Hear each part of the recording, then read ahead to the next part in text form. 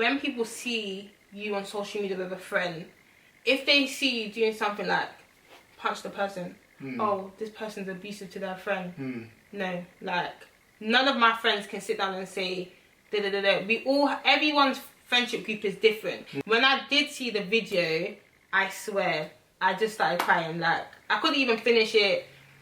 I had to tell my friends to watch it and then tell me after. Like, that type of stuff just gives me mad anxiety. Hey guys, welcome back to my YouTube channel. I just want to say happy Easter Friday. I hope you guys have got your popcorn, your food, and you're ready for watch. So today I have Layo'S Choice. For those of you that do not know who Layo'S Choice is, she's commonly known for her discussion videos on her YouTube channel. She has had several successful videos where she has deep discussions with a group of friends and they talk about the stuff that people are afraid to talk about on social media. Make sure you guys like, comment, and subscribe. Let's get into this video.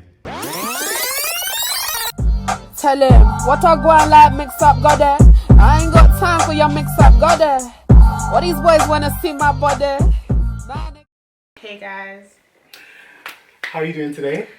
You know I'm feeling nervous. There's nothing to be nervous about. Yeah. So when I messaged you and said, oh, would you like to be interviewed? What was going through your head?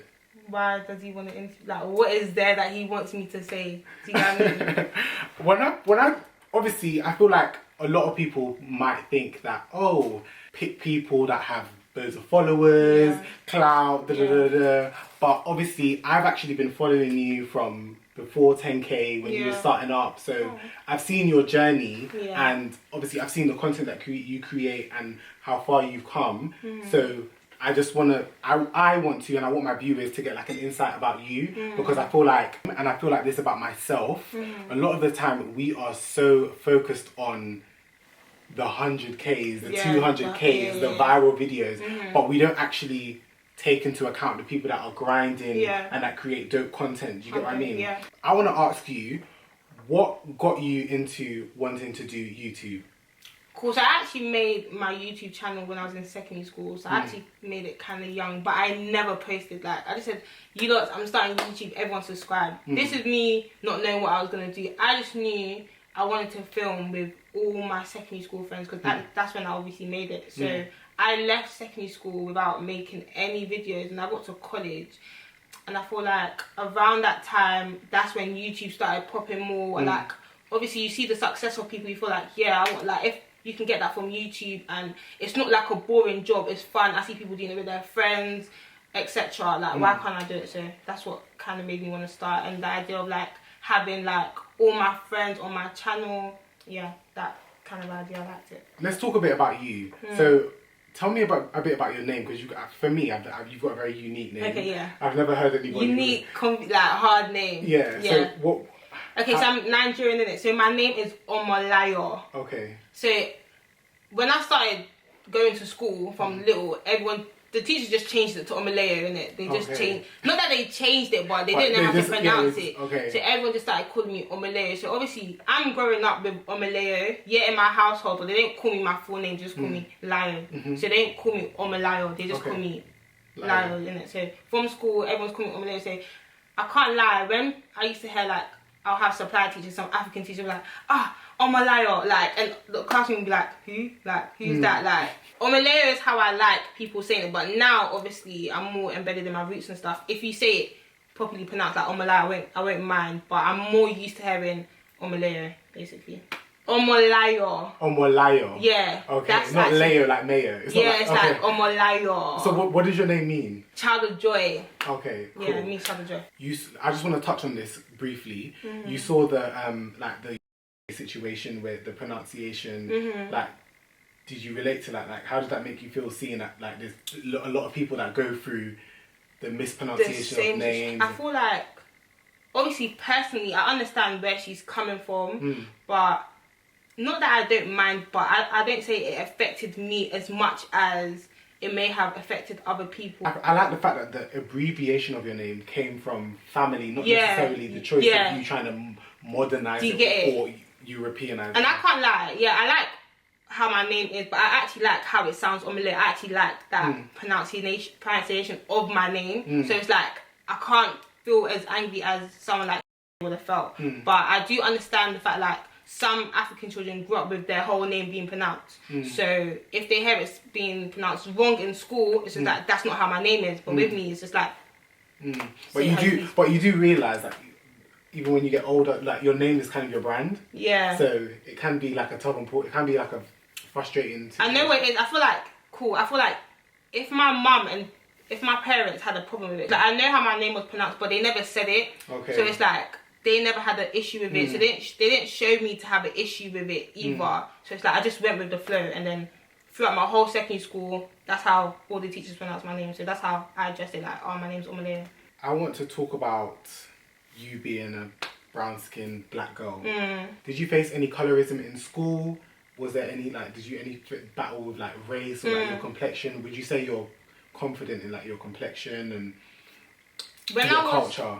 When I was younger, I feel like now I can see where there was issues, but as I was younger, I didn't see them issues. For example, like people would be like, the biggest cuss would be like, oh, you're blick. And I wouldn't say, don't say that, or can I find it, because everyone was saying it. Like, even people that were dark skinned would say it. Do you get what I mean? And I feel like, battling with my skin colour and all of that, I feel like when I was younger, boys were more attracted to light skinned girls. And I was never in a part of the circle that, she's nice, she's good looking. It was always the light skinned girls. So it's not like I found it, all us black girls had the same issue. Like it wasn't like brown skin versus dark skin. It was like black girls versus light skin girls. How does it make you feel seeing the constant like light skins being propelled, and then it used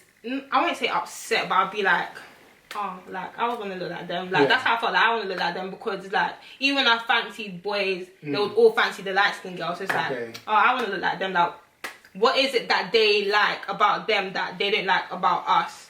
So it's like they had the same thing, like the natural hair. But when we was younger, I had like extensions and all of them stuff when I was going to school. Like, oh, they had the natural hair and stuff like that. So that was kind of like the vibe that I was feeling when I was younger. Whereas now, I feel like I've embraced my skin colour so much. Like, I would not want to be any other colour. And I feel like, I don't know what put that in me, but I feel like, and I thought as I got older, I got more into like my African culture. Like I started going to Nigeria more, so I'll see more like of me and like people boys. Like as like twisted as it may sound, but boys started to get more attracted to dark skinned girls. So it wasn't like a trend anymore to like them. It was more of a trend to like melanin, brown skin, chocolate girls. You get what I mean? So obviously, it gives girls confidence. Like I'm not gonna lie, it does give us confidence. Like yeah, we're beautiful too. Do you get what I mean? Back to YouTube, there was a video where you did discuss the whole colorism thing. Yeah. What was the response? Like, was it a good did you get a good response, or how was that? I got like a mixed response on that video. I didn't even know that video was gonna blow, and I feel like it gets more views as the topic comes up. Like there was one, I put it out when before the whole light skin, dark skin thing started going on Twitter and stuff. And then, and also like how black girls are treated in music. Like that topic came up as well. I think there was one time the whole thing was trending where a lot of like rappers and stuff were being like, and then everyone literally went back on that video. So it's just like every time it's brought up, that video gets referred to. But I feel like there was a lot of mixed comment, and I feel like even I got backlash because at that time, I can't lie, I didn't know how to do my makeup like that. Like my makeup was not hanging, but I looked lighter than my body, do you get what I mean? Or I thought, my foundation was light and my neck was dark. So they was like, look at that girl sitting there like, she's talking about this, but she wants to be lighter than her body, lighter than what she's saying, do you get what I mean? I shouldn't laugh, but do you get what I mean? They was getting at me like, look at her, like, she doesn't even want to be her colour, do you get what I mean? And it wasn't that, I just didn't know how to do my makeup, do you get what I mean? But I feel like, like, because some of the boys in that video were expressing their thoughts, but to light-skinned girls as well, because that's what they grew up with, especially like one in particular being dark. He said that, how I said, oh, you're like, people used to say you're blick. So he used to get that from his own people. So he said that that's one reason why he bent towards more like Yeah, because he was more he was getting appreciated from his people. So they're like, look at him, like he doesn't like his own, he hates himself. Like there was a lot of hate for the people in the video, and there was a lot of controversy in the comments. Like people were arguing with each other and stuff like that. I even made a comment like something like, one reason why a lot of black girls might not leave their hair out is because it gets tough. It gets like me. I know personally, my hair gets annoying sometimes. Hard like, to maintain. Like, to blow dry. It's just annoying. Like, and I said something like that, and she doesn't know what she's saying. Like, and I'm thinking, I'm talking from my personal experience and what I know from my friends and the people around me. Do you get what I mean? There was a lot of. I think that's my most controversial video on my channel. Because everyone has their own opinion, and a lot of people didn't agree with a lot of things we were saying as well. When it comes to your like discussion videos, how do you plan or prep out what videos you're actually going to talk about? Okay, so one thing I normally do is I just see what everyone's arguing about. Yeah. Like, or I go on Twitter and I see what everyone's like talking about, and then I make like a list of points and I send it to my friends, and they will kind of like change the question around, be like, oh, they want to talk about this, and I mostly do it on what I know they would like to talk about. Okay, so let's talk about like from 1K to 10K. When your subscribers started to grow, like how did that make you feel? How was that for you getting to like 10K, that milestone, and then getting to 20K? Even when I was at 4K, like I remember that number, I was so happy for that 4K. Like sometimes I forget my subscriber levels are going up, so it's like okay, cool. There was one time that my subscribers just stayed at like what 21K, and I was like a bit upset about it. It wasn't going up, and then I feel like sometimes I just it's not just 21, it's 21,000 people subscribe to me. Like I'm not even as big as I could be. Like it's actually 20. Can I fit 21,000 people in this room? Literally. Like can I even fit like 50 people in this room? Do you know what I mean? So I feel like sometimes my subscriber counts are going low, but then sometimes like I even need like my friends all around me to help me think.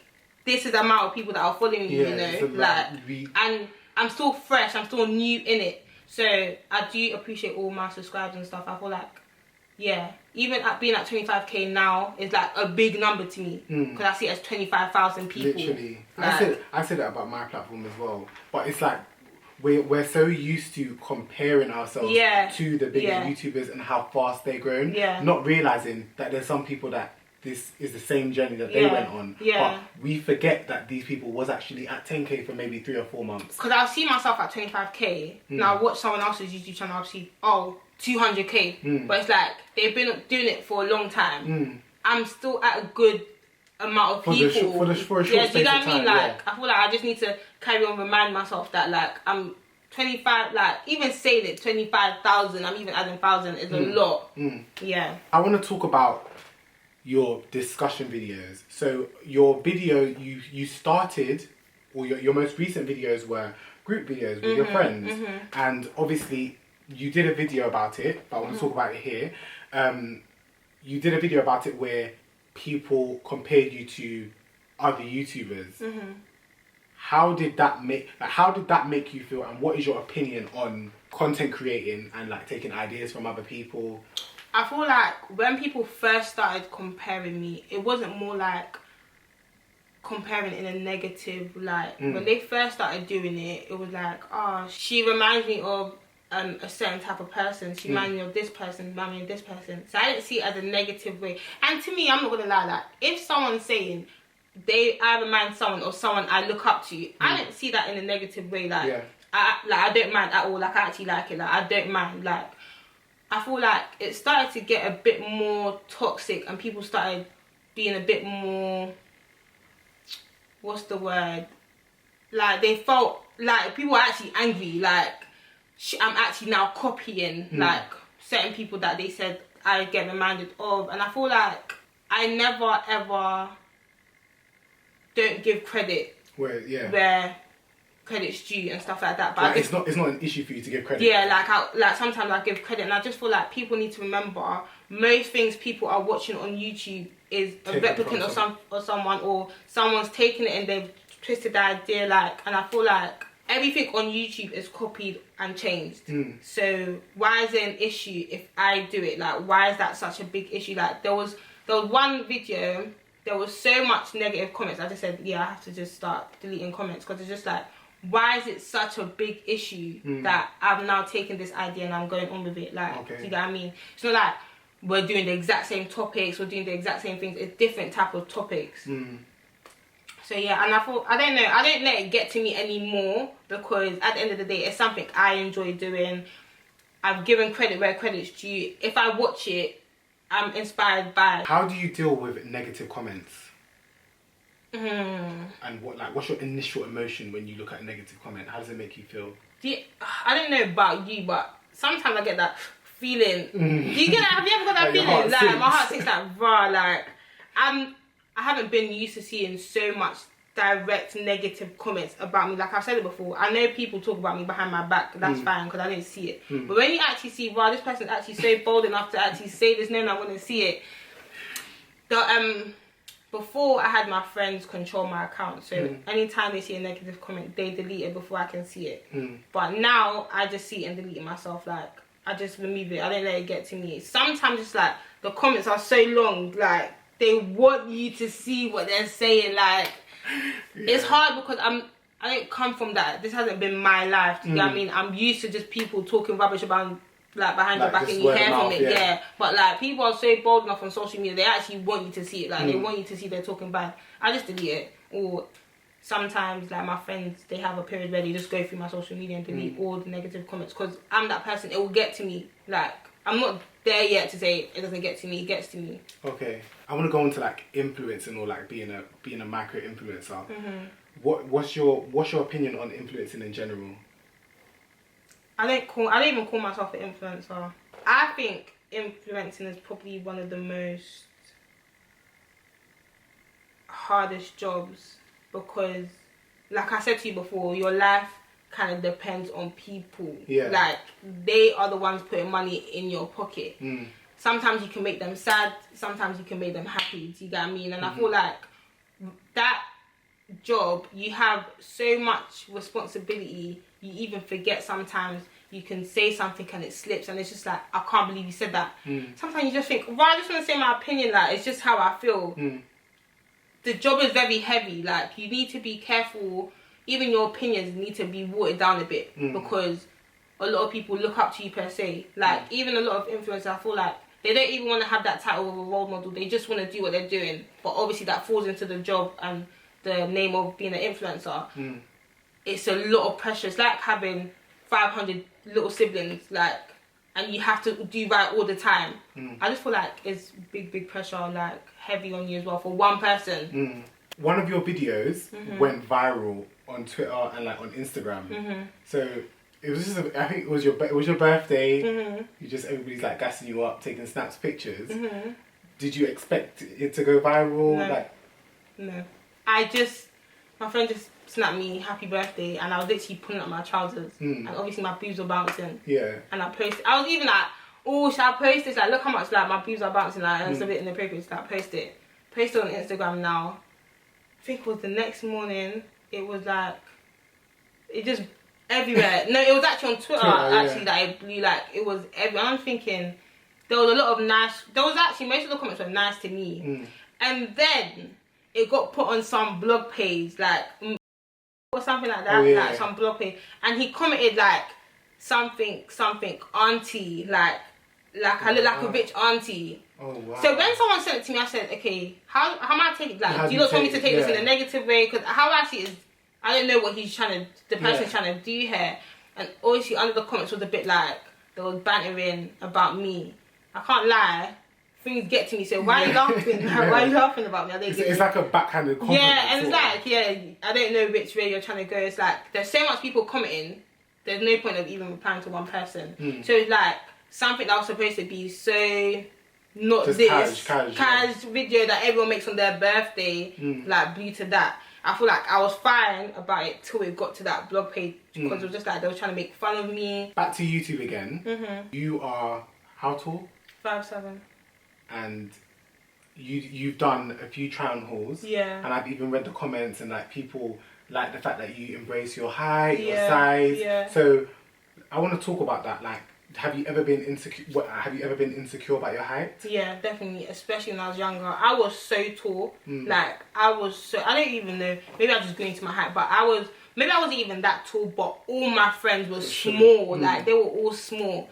So it's like this girl's lanky. This girl's like, I'm just thinking, what's like, what? I don't understand. It's my height. Like, I was, like, I don't know how to explain, but when I used to walk, I used to kind of like, Hunch. yeah, like hunch down and like kind of like bend my legs. So I wasn't straight. I never used to stand straight when I was younger, like, and I never used to like standing near small people because it just made me look so tall. Giant, yeah. All the boys, they'll just be looking at all the small girls because I don't know. Do you get what I mean? Petite is. But when it came to like PE and sports, they wanted the tall girls on their team. So when I was younger, I definitely did not like my height. But now, like, yeah, I don't want to be small. Yeah, I wouldn't want to be small. Like. And what about your size? Like your size, what's your? Do you battle with your size, like, or how? I just think it stems from everything when I was younger. Like when I was younger, I was the only tall, big girl, like bigger, like thick. I was thick when I was younger. Everyone was slim, so I just used to think I was fat. Like thick never came into my head when I was younger. So it was like you're big, or the boys would be really small. The boys I used to fancy would be so small. So it was just like I was too big for them. I feel like when I started getting older as well, it was still like the same thing. Like I used to think I was really fat. Like I used to think I was big. Like even in first year, I used to think I was big when I'm even bigger now. Do you get what I mean? And I feel like, I don't know, weight's always been like a weird thing. I always see my size to be bigger than what it actually is. But now, I feel like more or less now I've kind of embraced my body. But sometimes I'll be like, I would just look at myself like, I want to go on a diet. Like, I still feel like it's a bit shaky. Which is normal, yeah. But it's way better than before because now, again, with social media, they want fit girls. Yeah. Do you get what I mean? So it's kind of like... Would you say social media has kind of helped? Just like normalise and just push forward other girls like you? Because I can't, like, if something's not normalised in society, you're going to think it's not normal. Yeah. But it's been normalised a bit like, fit girls are the stuff and all of that. So yeah, I'll say social media's helped me. When it comes to content creating and collaborating, how do you view like collaborating in general? Collaborating with people on YouTube, I would say I was more open to it when I was fresh on YouTube. Like, I was more naive in a situation where collaborating with people would be calm, just like no problems out of it.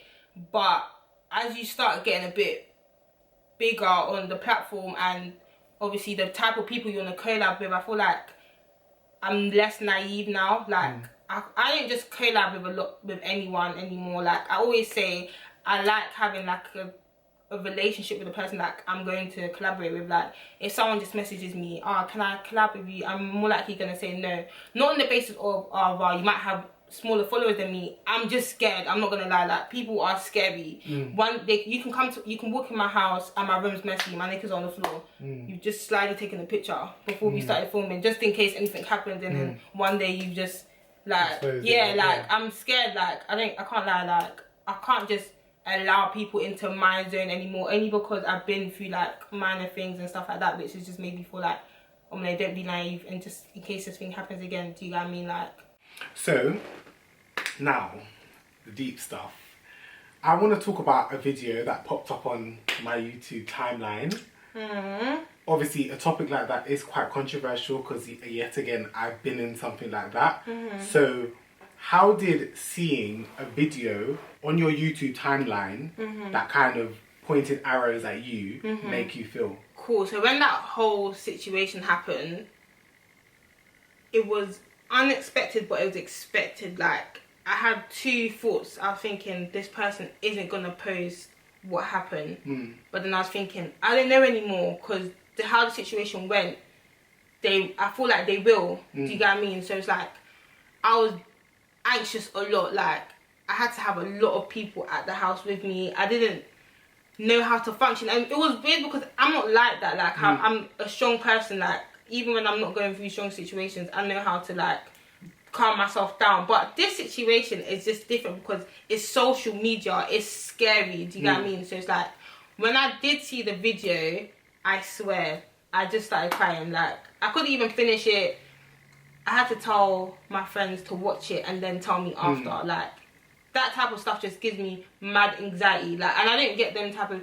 There's only two things I get anxiety from, like filming in front of a lot of people and then your name just being on social media being in a bad light. Like so it's like you don't know what to do because it's out there, it's out of your control. I didn't know what to do. And obviously because that situation has never happened to me before, it's like, okay, I've seen it happen to other people, now I'm just waiting to see the response. Like, and with me, what I see will affect me, innit? I didn't know at the time, don't check it, don't see it. I just kept checking it, like checking the comments, seeing how people reacting. It just made me feel way worse. You got, like, I didn't know what to do. In a situation like that, I would like to add, can you imagine why someone would want to create a video like that? Yeah. Based on a situation that you've been in. Yeah, but I was naive before because I was think, why would you want to put something like that on social media, especially considering how our friendship was before. But it's like after, like, I'm like, don't be dumb, like, it's social media. We're on social media, like, you're a YouTuber, vice versa, the other person's a YouTuber. Like, why wouldn't they put it on social? Do you get what I mean? Like, I understand why they would. Do you feel like they've done it because maybe, like, oh, like, everybody praises you, everybody looks up to you, so they want people to know, like, what you're really like? Not really like, but something bad that you've done. Yeah, I feel like, I don't think they done it out of, like, she's got so much followers, let's do this. I think they put it out like, this bad situation happened, no one's seen her in a bad situation, let's put it out so they see not what they just see on YouTube, what goes on in our personal life type of thing. Like, I feel like in general, yeah, it tends to happen where, like, we praise so many, like, influencers or whatever, and then, but I don't know how to explain it. It's almost like, I know what you mean. You haven't seen the real them. Yeah, I know what you mean. People often say, like, oh, somebody like me, because my content is positive. Yeah. You'd be like, no, hold on, babe. It's not so positive. Like, I know what you mean. So I know what you mean. That's what some people try and do. They'll be like, oh, let me show you the real. Let me just show you, like. But I feel like, for me, I feel like content in general, no content creator is as transparent. Like, there's only so much transparency that you can give somebody. I feel like people don't understand. I'm not gonna film myself angry. Right. Like, I have never told anyone I don't get upset. I don't get, like, I don't have certain traits.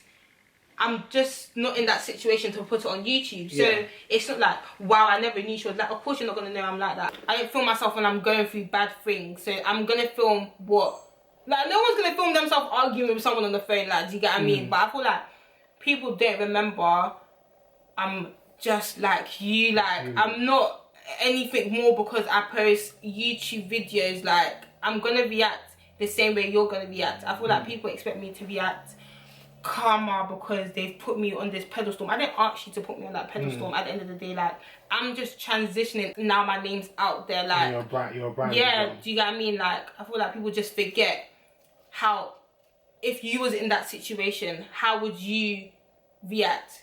Like, you don't remember to act calm because you're on social media. You just forget you're on social media sometimes. Yeah, I get what you mean. You act so in your character. Sometimes, like, in a, like, you might have adrenaline. Yeah. You might react in the moment. Yeah. So, like, you forget that you have a brand behind you. Yeah, do you get what I mean? You forget that. That's not in my head. Yeah. Do you get what I mean? I want to talk about, like, just, like, friendships that are on social media, yeah? Do you feel like there's a lot of pressure when it comes to friendships on social media? And do you feel like you have to live up to, like, the relationships that you put out on social media? I feel like there's certain things that I can do my friends should do and they can do back to me because that's how we operate. Whereas there's other things that other people can do and I can't do it because that's not how I can operate with my friends. I feel like when people see you on social media, like with your friend, if you're not being all giddly, cuddly, nice all the time, oh, this person bullies that person, oh, this person is not a good friend. Whereas we know what it is, you get what I mean? I feel like people always expect you to be on a high. Like, even the people... I feel like in general, we often have to kind of filter our content, who we are and what we say. Yeah. I feel like even now, because obviously from situations, even how I am with my friend off camera, sometimes I need to remember, oh, I can't even do this, but just in case, like, you can't even do just in case they think certain things, which is annoying because that's not actually the real us. Like, everything you do, that's negative, whereas this is how we are off camera. We're just showing you what we are. But it's like, now I need to film myself. I can't even touch you too much because they think I want to speak over you. Do you get what I mean? Me, I'm a touchy person. Like, when I speak, You might do I that. just touch my friend like, Yeah. I want to, do you get what I mean? My cousin even called me saying, you need to stop doing that. Like, I know this is how you are with your friends, but you actually need to stop. And I'm just thinking, why? It's like, you're on social media now, they don't see it like that. They're not in your friendship group. Do you get what I mean? So I feel it down how I am with my friends on social media because everyone always has something to say. How does that make you feel? It's annoying. Like, it makes me not want to film with my friends because it's fake. That's not how we act. Like, sometimes we push each other, sometimes we call each other dumb, we cuss each other, all of that rubbish, do you get what I mean? But you can't do that because they think you're being aggressive towards that person. Do you get what I mean? But do you see that perspective? Yeah, I understand. The thing is, I actually understand that. Looking back, I understand where they're coming from. Like, if I wasn't in my friendship group, I'd be like, why does she keep doing this? Like, why do you keep doing that? But people just need to remember it's a friendship for a reason. Like, this is not, we've met each other one day, we're with each other all the time. We do certain things that other people will see as strange, but I feel like I should have just, and they know what it is. Like, we all know what it is. Once the camera's off, it's the same how we are on camera as how we are off camera. But I just feel like now I need to remember they don't know that. They're not with us 24/7. So what they see is what they're going to take out from it. Do you get what I mean? So not even that I blame them. It's just annoying sometimes. Like, why are you not taking it like that? It's not even like that. But I understand why you're taking it like that. When it comes to this video that was made about you, is there a reconcile? I think what like put me off like is the fact that as a friendship group there's just some things I will never do to someone if I've made you my friend before. At the end of the day, me and you know the situation and what went down. So it's like when you put something out on social media in a certain way and things were mentioned that you said happened that didn't happen, it's like, okay, even if we talk about it face to face, it's like, okay, but why did you say this when you know it wasn't true? So it's like, if you said what actually happened, I can't blame you for saying your truth on what happened. But it's like, now I'm seeing you in a different way because you've taken a situation, you've twisted it, you've said things that didn't happen. So it's just like, what was you trying to do? Like, it's not like you was expressing a friendship that went downhill from what happened from the other person's view. Like, I've probably done stuff that they question and stuff, so it's not like, just what they done. Obviously I would have done stuff that they didn't like, but it's just like, at the end of the day, I just wish it just wasn't. Yeah, like, I just wish it was not on social media because that took a different turn. There's no hate or malice in my heart, but it's just some things it's just like, you just wish didn't happen. Like, how, but it's just like, when you think of social media, what comes to your head? Drama. I'm actually showing you. Now, drama. Before, when I used to think of social media, I just used to think of pretty Instagram girls. There was more to it than just drama. There was like banter, there was Vine, it was just funny, like, and no one was as scared as they are now. Now, it's like, every time I go on social media, if it's not Twitter, there's a problem, there's Insta. So it's just like, nowhere safe. Like, every time a new app comes, there's always problems in that new app. So social media to me is just drama. Like, I try not to feed in, like, even when people get angry about like comments about like colorism and stuff, that's one thing, I never make it personal to me. Like, if someone said all black girls are ugly, like, a lot of black girls will be angry and stuff, I don't make it personal to me because at the end of the day, what is that going to do for me? I can't change. Well, I can't change, I don't let it affect me. Do you get what I mean? So I don't take a lot of personal stuff that I should take personal to me. I just let it be. Do you get what I mean? Like, you're confident. Yeah, I'm confident. Like, I just don't let things get to me sometimes. Like, yeah. Before we wrap this up, I want to talk about education and like, would you say education is important to you? Because I've had a debate with a few people, and a lot of people always focus on the education when it comes to going to university. So, what's your opinion on like going to uni? I don't want to stop anyone from going to uni. This is my opinion. I feel like education is not per se important. I feel like what's important is knowledge and how to live life successfully. I feel like from young, education never taught me that. Like, even when you're in secondary school, they don't tell you how to live in university. They just tell you teach you stuff like history and stuff. That's not how life is. I'm not learning about history. Bills is not history. Like, do you get what I mean? Like, they don't show you how to actually live life and knowledge that you need for life. Do you get what I mean? I feel like education is important for people that want to take the route of like certain things like being a doctor and stuff, but I don't want to take that route. So I feel like I more went to uni for my parents. Yeah. Theirs is like secondary school, college, uni, and then you go off with life. Whereas like, I wish education was educating me on how to live life. Do you get what I mean? And how I feel like with YouTube and obviously me starting a business and stuff, it has nothing to do with the course I'm learning. So I feel like that is just a side piece on this. Like, it's just a side piece. Like, it's just a backup. I feel like it is good to have. At the end of the day, you never know how you're gonna end up in life or what you're gonna fall back on. So that is my side piece. But right now, I'm trying to build on what is actually making me happy and what I can see myself doing for a long time. Like, education don't make me happy. Like, why am I studying something that doesn't make me happy? Like, and it's very stressful. Like, I don't want to fall into that bracket of like being stressed when I come back from work. Like, that is something my mum always says, I don't want this for my children. But it's like, you push this agenda for your children. Like, it's stressing you out. Work is stressing you out. This is going to stress me out because I don't enjoy it. Do you know what I mean? Yeah. What made you start your own business? Actually, my friend was like, I feel like YouTube is good, but you need something else to kind of like boost you up. Like, you don't want to just be, yeah, do you get what I mean? Like, things that will benefit you, do you get what I mean? Because now you've got a platform, why don't you just use it? So I was like, I don't want to do clothes.